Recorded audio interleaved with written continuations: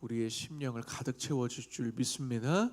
사랑하는 여러분, 언제나 말씀으로 충만하시길 바랍니다. 성령 충만함으로 말미암아 여러분들의 영이 살고, 또한 여러분들을 통하여서 여러분의 가족과 여러분들의 지인들, 또 여러분들의 속한 그 모든 영역들의 회복이 일어나는 역사가 있기를 주님의 이름으로 축복합니다. 우리 다시 한번 17절 읽어볼까요? 17절 시작. 내 마음으로 죄인의 형통을 부러워하지 말고 항상 여호와를 경외하라. 우리가 죄인의 형통, 이 문제를 생각하다 보면 시편 73편이 생각납니다. 시편 73편을 보면 아삽의 시가 있는데, 아삽의 시 중 서두의 내용이 무엇이냐면 악인들이 너무 형통하는 거예요. 악인들이 죽을 때에도 평안하게 죽는 모습을 보며 이 아삽이 굉장한 혼돈을 느끼게 되죠. 그러면서 하나님 앞에 나아가서 호소하면서 과연 이것이 무엇인가 하나님 앞에 호소하며 나아가는 시가 또 시편 73편에 기록되어 있습니다. 우리가 그것을 통해서 알 수 있는 것은 죄인들도 형통을 할 수 있다라는 거예요. 이 세상을 살다 보면 악인들이 또 득세할 때가 있습니다.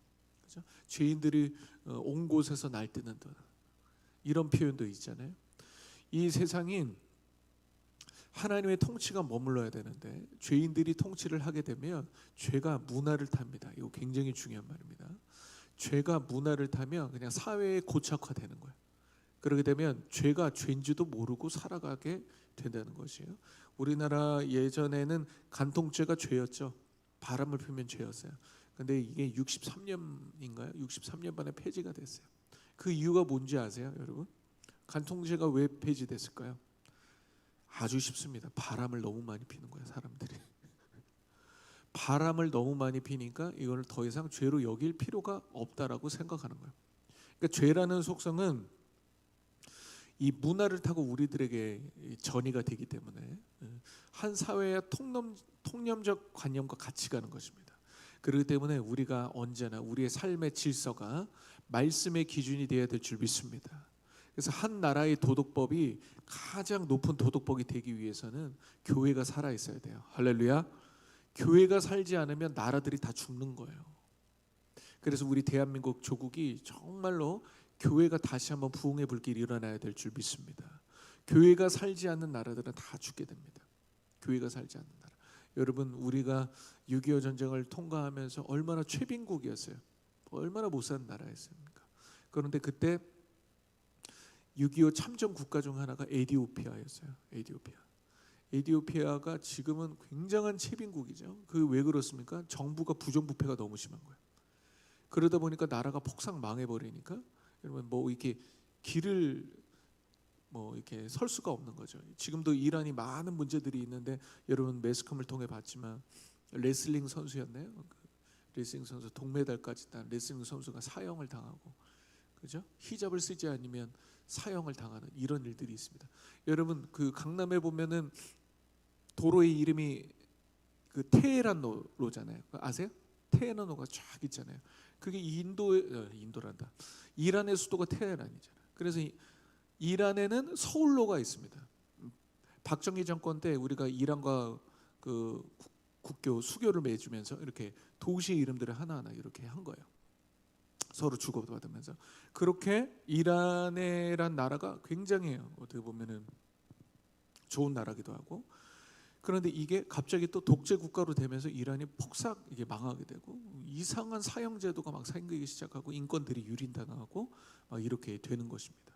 그렇기 때문에 이 악인들이 형통하며 이 득세를 하고 위정자들이 될 때 얼마나 큰 문제들이 일어나는지 여러분 깨닫는 은혜가 있기를 바랍니다. 뭐 멀리 갈 필요도 없어요. 바로 윗 땅에 있는 뭐 김정은 정권. 오늘 갑자기 좀 나라 얘기들을 많이 하네요. 김정은 정권도 보세요. 여기 원래는 그 악한 어떤 정권이라도 3대가 세습을 하는 경우는 굉장히 극히 드뭅니다. 근데 북한이 3대가 세습을 했어요. 이것은 어쩌면 북한의 문제가 아니라고 저는 믿습니다. 한국 교회가 깨어서 통일의 문을 반드시 열어야 될 줄 믿습니다. 그렇기 때문에 한국 교회가 더욱더 깨어나면 하나님은 우리가 생각하지 못한 때에 반드시 북한의 문을 열고 복음 통일의 그 기점들을 전 열어줄 거라고 믿습니다. 그래서 교회가 준비되어야 되는 거예요. 망하면 어떻게 합니까? 예전에 그 소련이 망했을 때 그렇게 막 갑자기 붕괴될 줄도 몰랐죠. 소련이 붕괴됐을 때 많은 사람들이 이 교회들이 이게 준비가 되지 않았어요. 그래서 교회가 준비되지가 않으니까 뭐가 먼저 들어간 줄 아세요? 포르노와 마피아가 먼저 들어간 거예요. 포르노와 마피아가. 그러면서 러시아가 지금 이렇게 굉장한 뭐랄까요? 이 적대적 기독교 적대적 국가가 돼버린 것이죠. 예전에는 그러지 않았습니다. 이처럼 이 악인들의 형통이라는 것이 얼마나 위험한 것인가. 우리는 이것을 깨달아야 될 줄 믿습니다. 근데 악인들의 형통을 부러워하는 이유가 무엇일까요? 악인들의 형통을 부러워하는 이유가 단순하죠. 그냥 겉으로 보기에 잘 먹고 잘 사는 것 같은 거죠. 이것을 부러워하는 것입니다. 여러분, 그리스도인이 정말 제대로 된 것을 부러워해야 될 줄 믿습니다. 그냥 잘 먹고 잘 사는 사람들을 부러워하면요, 이거 굉장히 많은 문제들이 일어나는 것이죠. 잘 먹고 잘 사는 것이 부럽고, 예전에 어떤 성도님들이 어떤 성도님을 이렇게 제가 전도를 하려고 했는데 전 충격적인 얘기를 하나 들은 적이 있어요. 그 교회도 돈이 있어야 다니는 게 아니냐고 이렇게 얘기를 하시더라고요. 그 교회도 사람들이 좀 여유가 있고 돈이 있으니까 다니는 거지. 와, 이걸 듣고 제가 세상 사람들은 교회를 이렇게 생각하는구나. 그러니까 동호회예요, 교회가.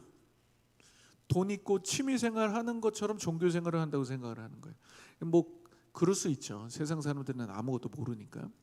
그런데 어느 정도 일면에 있어서는 기독교인들이 이런 문화적 인식, 기독교의 문화적 인식을 또 심어준 것은 아닐까, 우리가 좀 돌아봐야 될 줄 믿습니다.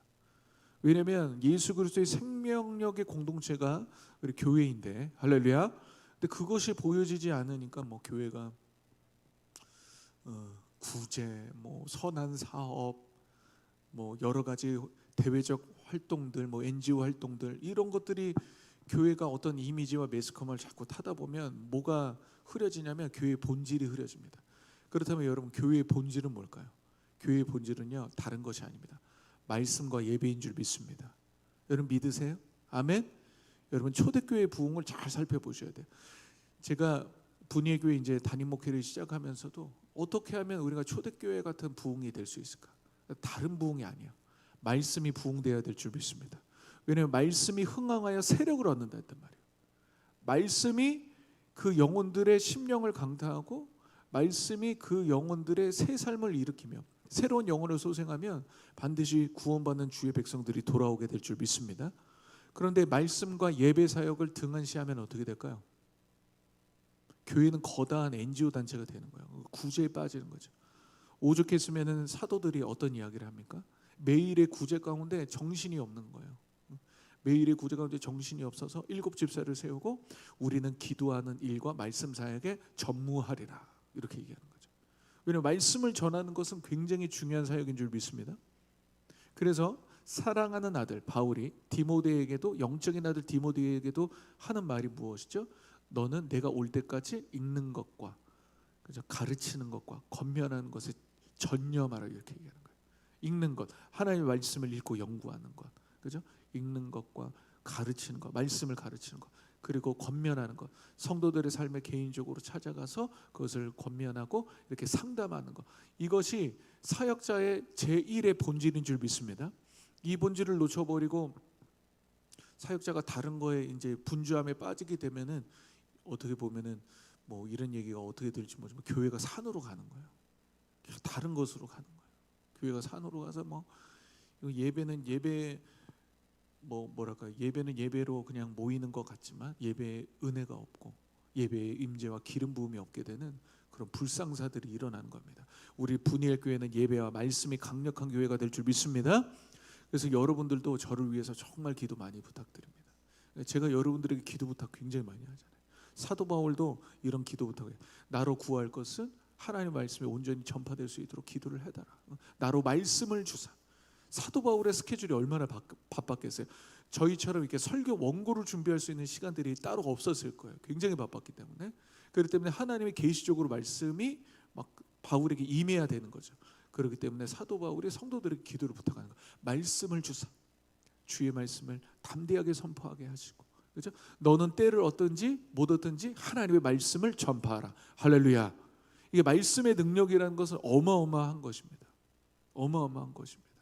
그래서 여러분들이 또 우리가 다음 세대 부흥이 일어나야 되고 교회가 이게 정말로 자정되고 이렇게 자력갱생해야 되는 이유 중 하나가 뭐냐면 사역자들이 말씀의 능력으로 무장해야 될 줄 믿습니다. 그래서 분이엘 교회도 이제 앞으로도 부교육자들을 이제 모집을 하고 해야 될 텐데 저는 다른 조건을 보지 않을 겁니다. 말씀을 볼 겁니다. 할렐루야. 말씀을 볼 거예요. 말씀. 저희가 이렇게 보통 부교육자들 이런 얘기 해도 되나? 이 업계의 비밀인데. 업계의 비밀인데 우리 뒤에 전도사님은 알 수도 있는데 사역자들 모집 요건이 쫙 나옵니다. 나오면은 특히나 이 남자 교육자의 1번이 뭔지 아세요? 자격 요건 1번. 일종 보통 면허 운전면허증. 운전해야 돼. 운전할 줄 알아야 돼. 뭐 새벽 운행도 하고. 그리고 2종이 뭐냐? 기타를 치고 찬양 인도를 할 수 있는가. 다 중요한 것이죠. 사역에 있어서 굉장히 중요하고 또 이것이 있으면은 사역을 이렇게 원만하게 하고 아무튼 좋은 것입니다.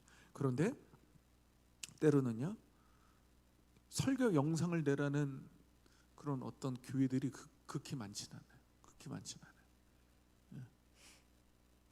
그러니까 이게 불편한 진실 중 하나가 있는 거죠. 불편한 진실 중 하나가 뭐예요? 부교육자의 설교가 담임 목사보다 뛰어나면 안 돼.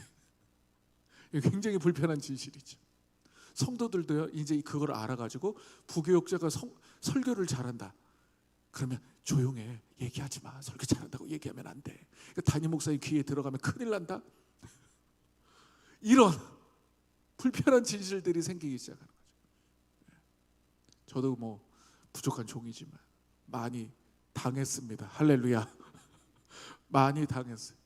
그래도 제가 감사한 것은 제가 마지막 부교육자 생활을 했을 때 그 교회 담임 목사님 저를 설교를 할 수 있도록 많은 여건들을 주셨어요. 제자 양육도 할 수 있도록 많은 것을 배려해 주신 것에 대해서 너무 감사합니다.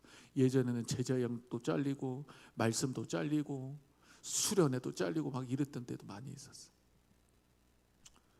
이게 말이 안 되는 일인데 말이 안 되는 일들이 벌어지는 거예요. 그러다 보니까 교회가 어때요? 담임 목사님 중심의 말씀이 설교가 되는 것은 너무 감사한 거지만 설교들이 약하고 부교육자들은 너무 바쁘니까 말씀 준비할 시간도 없고 하다 보니까 어때요? 성도들은 성도님들대로 말씀을 듣는 은혜가 가장 중요한데 그게 은혜가 안 되고 사역자들은 지칠 대로 지치고 그러니까 교회가 어때요? 부흥이 되지 않는 겁니다. 현상 유지하기도 힘든 거예요. 현상 유지도.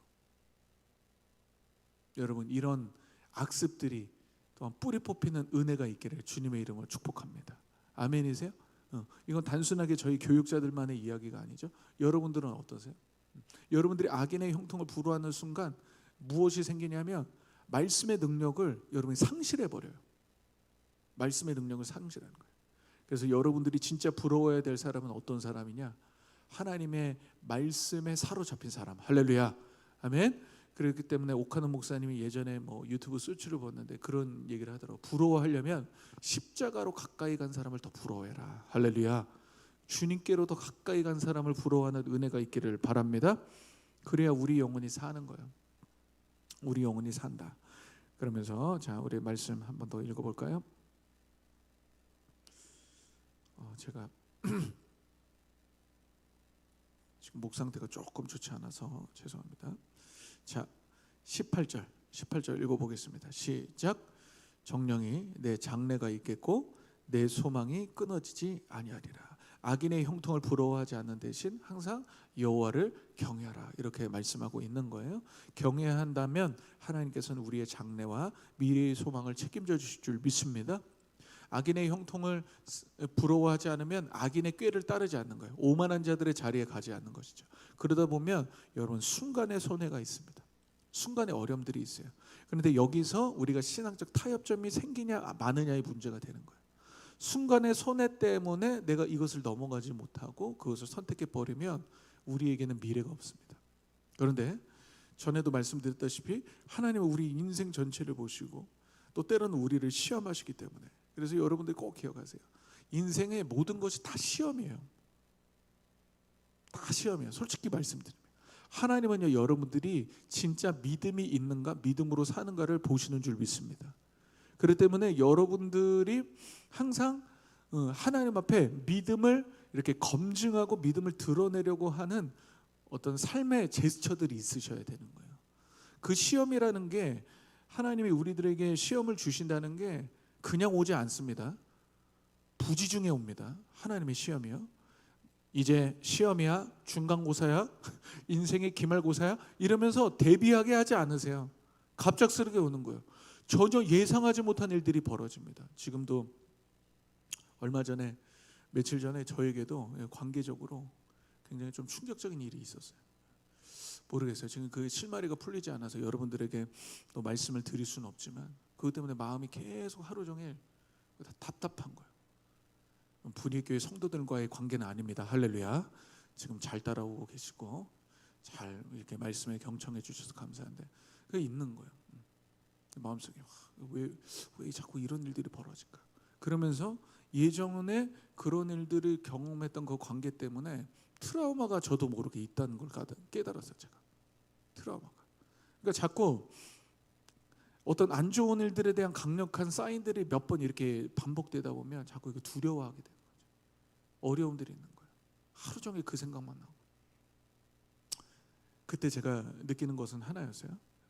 첫째, 고난주간 특별 새벽 기도회를 준비하면서 이 말씀이 증거되는 것을 지금 내 영을 이렇게 영적인 공격이 들어오고 있구나. 준비하지 못하도록. 그리고 저의 어떤 영적인 컨디션을 다운시키기 위해서 이 정말 어둠의 영의 공격이 있구나, 이런 것들을 많이 느끼게 됩니다. 여러분, 참 이 하나님 앞에 바르게 살아가고 하나님 앞에 믿음으로 산다는 게 보통 일이 아닙니다. 늘 깨어 있어야 되는 삶이 보통 일이 아닌 것 같아요. 그러나 우리가 주님의 능력과 은혜로 깨어 있게 될 줄 믿습니다. 그렇게 하나님 앞에 이 순간의 손해와 선택, 이해할 수 없는 그런 시험들 가운데 넘어질 때도 있지만, 그때 항상 올곧게 주님을 선택하는 은혜가 있기를 바랍니다. 그러면요, 하나님께서 여러분들의 미래의 문들을 여시는데, 이게 참 신기해요. 기이한 방법으로 여러분들의 미래의 문들을 여시는 거예요. 할렐루야. 여러분들이 전혀 예상하지 못한 방법, 여러분들이 전혀 예측하지 못한 방법들로 하나님이 그것을 막 메꾸어 가시는 줄 믿습니다. 그렇기 때문에 여러분들은 미래를 예측하는 게 아니라 미래를 맡겨야 돼요. 할렐루야. 미래를 맡겨드리는 인생이 되길 바랍니다. 그래서 19절 읽어보겠습니다. 19절 시작. 내 아들아, 너는 듣고 지혜를 얻어 내 마음을 바른 길로 인도할지니라. 지혜와 명철은 무엇이죠? 하나님을 경외하는 것이 지혜의 근본인 줄 믿습니다. 그래서 여러분, 주님을 경외함으로써 자꾸 하나님의 음성을 따라가야 돼요. 그래서 전에 경외함의 공식에 대해서 말씀드렸죠. 경외함은 뭐다? 청종 플러스 순종이 경외합니다. 다시요. 청종 플러스 순종이 경외합니다. 오늘날 내게 명령하는 말씀을 삼가 듣고 그 명령을 지켜 행하면, 그렇죠? 듣는 것이 먼저예요. 들은 다음에 순종하는 거죠. 청종하고 순종하면 그것은 여호와를 경외하는 것이다. 이게 구약의 논법이고 구약의 언어고, 신약의 언어에는 뭐예요? 믿음으로 말미암아 살리라, 이렇게 얘기하는 거예요. 그러니까 하나님을 경외하는 것이 이제 믿음으로 이렇게 변화된 모습들을 보여주고 있는 것입니다. 그렇기 때문에 여호와를 경외하는 인생이 되고 하나님을 예배하다 보면 하나님께서 여러분의 미래의 문들을 여시고, 또 하나님께서 예배 가운데, 또 여러분들의 기도 가운데 주시는 지혜들이 있습니다. 여러분, 그래서 기도할 때마다 지혜를 간구하시길 바랍니다. 그럼 지혜가 딱 임하면 어떤 생각이 드냐면, 전혀 내가 예상하지 못한 방법들이 갑자기 떠오를 때가 있어요. 예상하지 못한 그 문제의 실마리를 풀 수 있는 단서들이 갑작스럽게 막 내 안에 임할 때가 있어요. 여러분, 그것을 믿고 나아가다 보면 하나님께서 반드시 길을 열어내실 줄 믿습니다.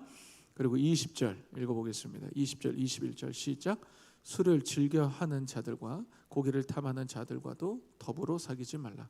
술 취하고 음식을 탐하는 자는 가난하여질 것이요 잠자기를 즐겨하는 자는 헤어진 옷을 입을 것임이라. 구약에서도 신약에서도 계속적으로 등장하는 게 술 취하는 문제예요. 이거는 세상을 취하는 것을 빗대어 설명하는 거예요. 그림원으로서 보여주는 거죠. 그러니까 전에도 말씀드렸지만, 제발 술 한 잔 먹어도 괜찮다, 취하지만 않으면 된다, 이거는 문자적 해석이에요. 그러니까 이게 본문이 말하고 있는 의미를 제대로 해석하지 못하는 거예요. 여러분, 세상에 취하지 않는 은혜가 있기를 바랍니다. 술 취하지 말고 고기를 탐하지 말라. 더불어 사귀지 말라. 왜냐하면 이 사귐에는 비밀이 있습니다. 여러분들 옛말에도 이런 말이 있죠. 그 사람을 보려면 그 사람이 사귀고 있는 친구를 보라, 이런 말이 있어요.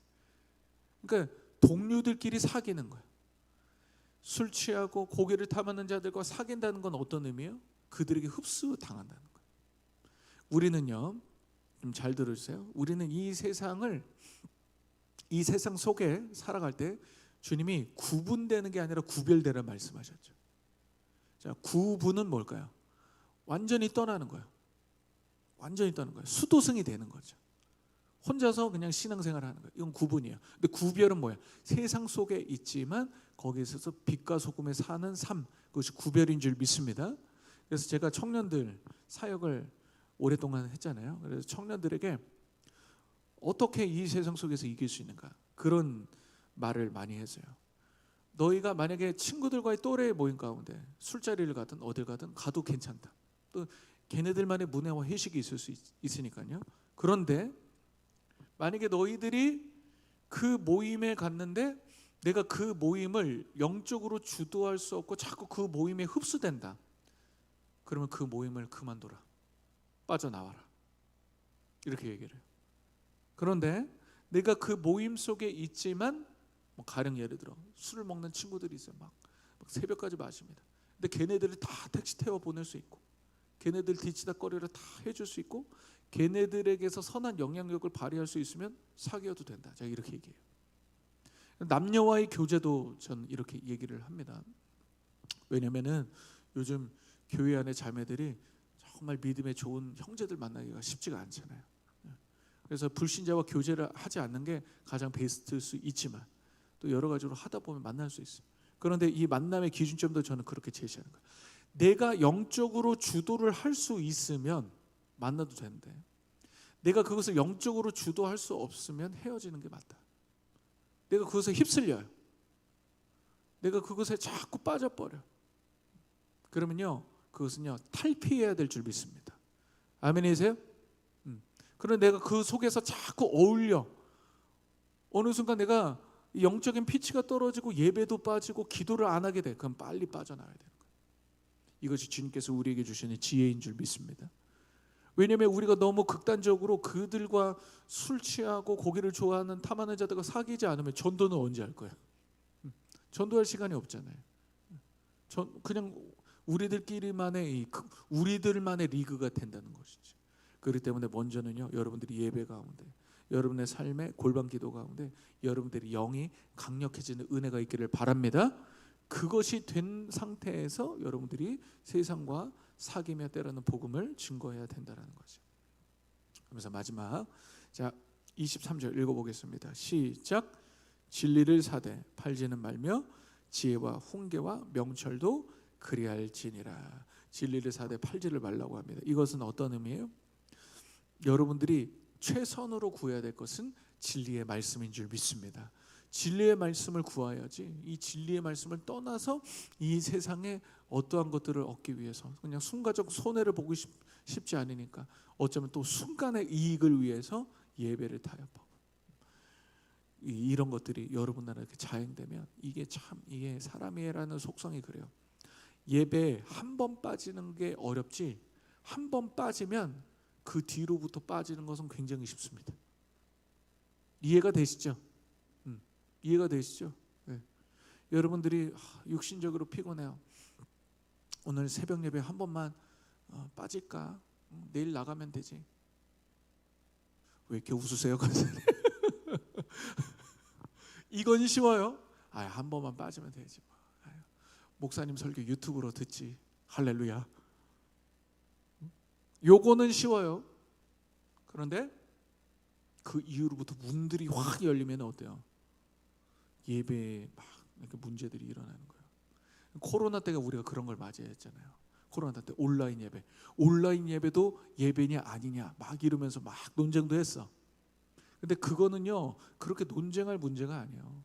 온라인 예배는 예배가 아니고 맞냐의 문제가 아니라 온라인 예배와 우리가 나오는 이 대면의 예배는 이 예배가 최선의 예배냐 차선의 예배냐의 문제로 보아야 되는 거예요.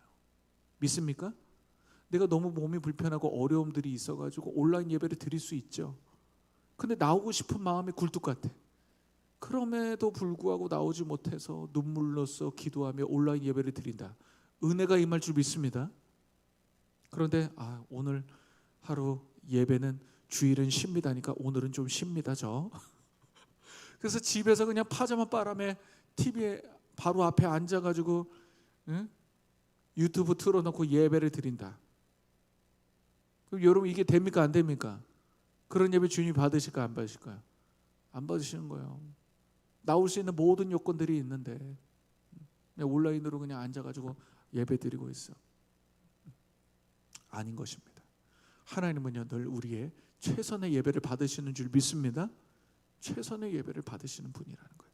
이게 지혜인 줄 믿습니다. 이게 지혜예요. 그래서 신앙생활은 두 축으로 하는 거예요. 비둘기처럼 순결하고 뱀처럼 지혜로워라. 비둘기만으로 신앙생활을 할 수 없습니다. 뱀이 필요한 거예요. 또 뱀으로만 신앙생활을 할 수 없어요. 비둘기가 필요한 거예요. 만약에 나에게 순결함이 있고 지혜가 없어요. 그러면 어떻게 돼요? 속아요. 속아 넘어가요. 그리고 이단에 빠지는 거예요. 그런데 반대로 순결함은 없는데 지혜만 있어. 변질되는 거예요. 신앙생활이 변질돼요. 솔로몬처럼 지혜가 있는데 순결함이 없어. 하늘의 지혜가 땅의 지혜로 변질되는 거예요. 그렇기 때문에 여러분들 지혜를 구하십시오. 할렐루야. 근데 그 지혜를 유지하게 해주는 힘은 순결입니다. 하나님 앞에 순결한 마음으로 나아가는 거예요. 오늘도 아무쪼록 여러분의 삶 가운데 이 말씀의 능력이 임하여 비둘기처럼 순결하고 이 뱀처럼 지혜로운 인생이 되길 주님의 이름으로 축복합니다.